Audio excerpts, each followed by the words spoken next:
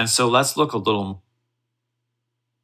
Special happened to you in Hanky Panky. Yeah, I met Gene Wilder.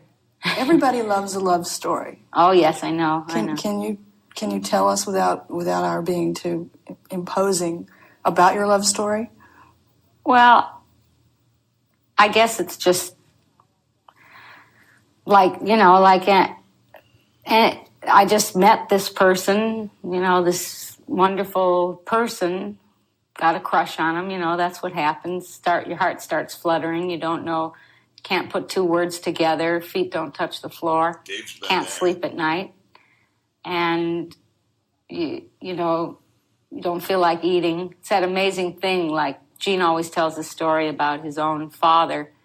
After his mother died, he became very ill, and he had arthritis, and he couldn't comb his hair and things. And then a couple years went by, and he met a woman who he had known in his life and started to take her out. And next thing you know, he was combing his hair like this and moving around and traveling. And they talk about illness and all these things, that maybe they come from chemical things in our body. I think it should be a great sign to doctors and scientists that love, what it does to our bodies and our spirit and our health.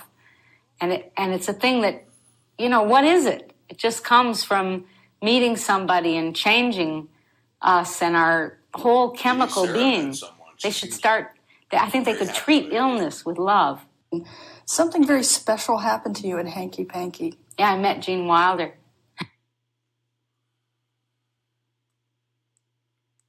What do you want to bet Dave has a story about Gene Wilder?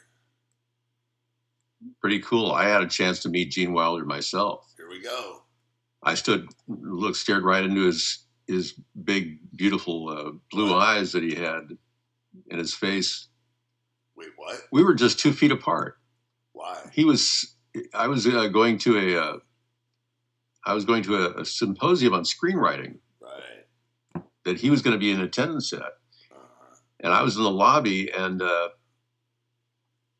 he asked me if I had a lighter, because he had a cigarette. He wanted to smoke a cigarette before he went on stage, and I handed him the lighter, and he lit the filter, and he started smoking the filter. I said, "Hey man, that's the filter." He's like, "Oh man," and it was just, we connected for no more than a minute. But then he went out into the theater and did this speech, great speech on screenwriting. I was going to be a screenwriter at one time. I wrote 4 or 5 treatments and submitted them to the Screen Actors Guild. 2 of my movies were turned into movies a year after I let the contract go on them. If you don't renew the contract, become a screenwriter at the Guild, you can't protect your work. So they hybridized the work of people. And I wrote 2 treatments that were turned into movies I never got credit for. But you got to stick with it if you're going to be a screenwriter.